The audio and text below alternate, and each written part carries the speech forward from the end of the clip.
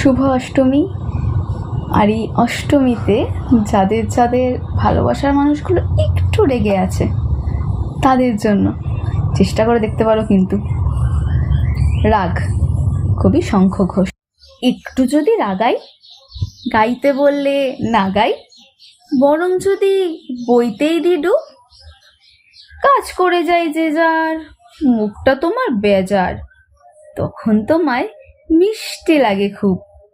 রাগ রাগুনি মেয়ে একটু দেখো চেয়ে, তোমার কথাই ভাবছি কিন্তু আমি। তোমার মতো কে আর আছে সময় দেওয়ার?